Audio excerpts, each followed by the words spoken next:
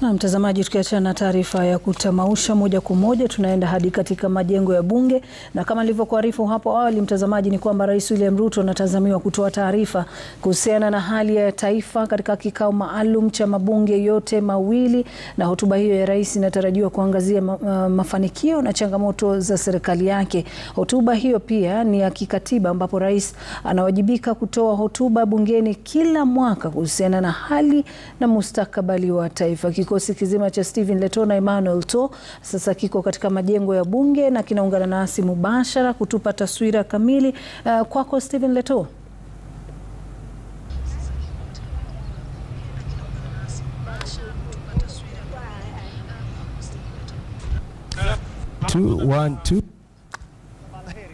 Hassan kule kwenye studio moja kwa moja hapa katika bunge, kwa sababu ya ratiba ya siku ya leo. Ni siku ambayo Rais William Ruto anatarajiwa kutoa hotuba ya kila mwaka kwa bunge, mabunge mawili, bunge la Seneti pamoja na bunge la kitaifa, likiwa kwa kikao kimoja mwendo wa saa 8:30 ndipo Rais William Ruto anatarajiwa hapa katika majengo ya bunge kutoa hotuba kwa taifa. Kwa hivyo ni mengi ambayo yanatarajiwa hii leo, ikiwemo masuala mbalimbali ambayo Rais William Ruto anatarajiwa kuzungumzia, kuanzia masuala ya kiuchumi, masuala ya kiusalama kwa taifa, na mambo mengi tu kuhusiana na mustakabali wa taifa, ambapo Rais William Ruto anatarajiwa kutoa mbele ya bunge la kitaifa na bunge la Seneti. Kumbuke kwamba Rais William Ruto alifanya kikao hiki mwaka wa 2022,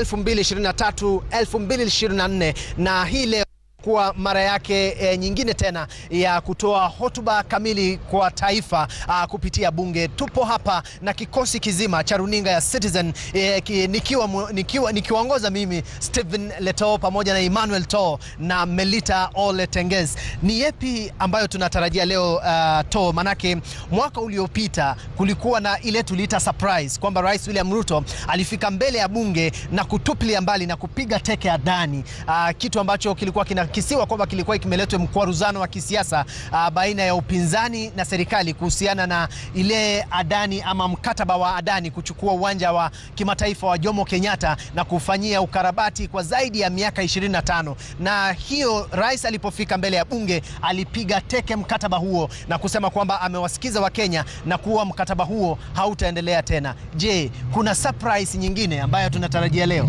Na bila shaka Letoo, kama ulivyoona picha za Rais William Ruto jana akiwa kwenye afisi yake katika ikulu ya Nairobi, alikuwa anajipanga kujiandaa kujinadi kabla ya hotuba ya siku ya leo, kumaanisha labda kutakuwa na mabadiliko, kutakuwa na mambo ambayo unavyosema surprise, yale ambayo rais atasema.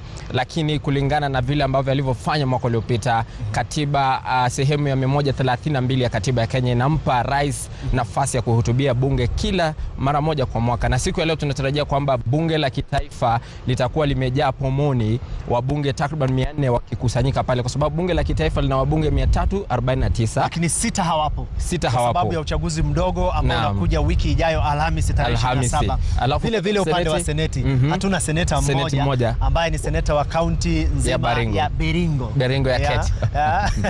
Naam, kwa hivyo kuna mingi ambayo tunatarajia, na wabunge watakuwa pale tayari nimeona wameshaanza kufika hapa bungeni kuhakikisha kwamba wako pale kwa ajili ya taarifa hiyo ama hotuba ya rais. Lakini la mno zaidi ni kwamba rais atakuja hapa kujipea alama ile ambayo inaitwa scorecard kwa Kiingereza.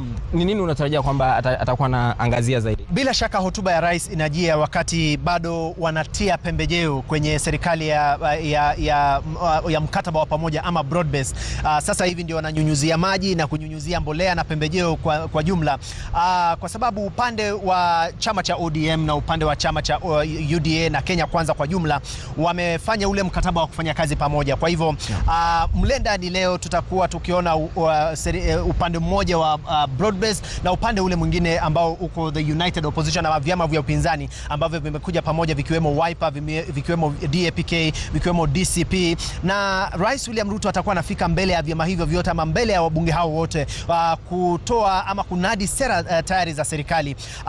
Bila shaka lazima tumuone rais akizungumzia swala la nyumba za bei nafuu ambapo wanasema kwamba baada ya kila ama kwa kila hotuba ambayo anatoa amekuwa akipigia debe sana nyumba za bei nafuu, ikiwemo ajira ndani ya nyumba hizo, ikiwemo pia vitongoji duni tu kupata nyumba nzuri, na pia swala zima la bima ya afya ya SHA ambapo hapo jana kulikuwa na kikao na baadhi ya baraza la magavana wamekuwa katika kaunti ya Nakuru kujadili swala zima la bima ya afya ya SHA. Bila shaka. Na pia rais jana jioni alikuwa na mkutano na walipa ushuru. Ilikuwa ni siku ya walipa ushuru jana, akisema kwamba Wakenya wanafaa wajitegemee, waache kukopa na kuomba fedha. Na labda katika baadhi ya miradi ya serikali kuna mradi ule wa ujenzi wa barabara ya moja kwa moja kutoka hapa Rironi hadi Mau Summit, kilomita 175 ambazo zitakuwa zinajengwa. Rais alisema atakuwa anaanzisha baada ya mwezi huu, na labda rais tarehe 28 atakuwa anafika hapa pia kueleza mkakati huo utakuwa unafanyika vipi. Bila shaka umesema kwamba kulipa ushuru ni kujitegemea. Zogo ama kidonda kikubwa katika serikali ni ushuru. Manake ni ushuru, kupitia ushuru ndiko serikali huweza kujitegemea na kupunguza madeni kutoka mataifa ya kigeni na vile vile kutoka benki za humu nchini.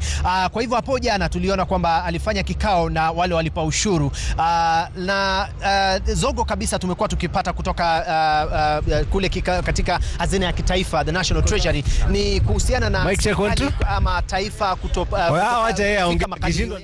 ya ukusanyaji wa ushuru nchini, na kupelekea kwamba mapato ya kitaifa yanaenda chini, na hivyo taifa linakosa kujimudu kifedha, hivyo kuanza kufanya zile omba na kupelekea mzigo wa madeni. Na ikumbuke kwamba tumekuwa na baadhi ya wabunge akiwemo aliyekuwa mwenyekiti wa bajeti Ndindi Nyoro ambaye ni mbunge wa Kiharu akilivalia njuga sana swala zima la madeni nchini, na kusema kwamba kila siku tunalipa ama kila mwaka tunalipa zaidi ya trilioni 1 kulipa ile interest ya madeni ambayo anasema si nzuri kwa taifa, na ni baadhi ya masuala ambayo tunatarajia Rais William Ruto kwa kuhutubia bunge na kueleza Wakenya jinsi ama ni mikakati ipi serikali yake inaweka mbele kuhakikisha kwamba imepunguza madeni kutoka mataifa ya kigeni na benki za humu nchini. Na bila shaka umeeleza na deni la kitaifa kwa sasa limefika takriban trilioni 11.5 kwenda juu.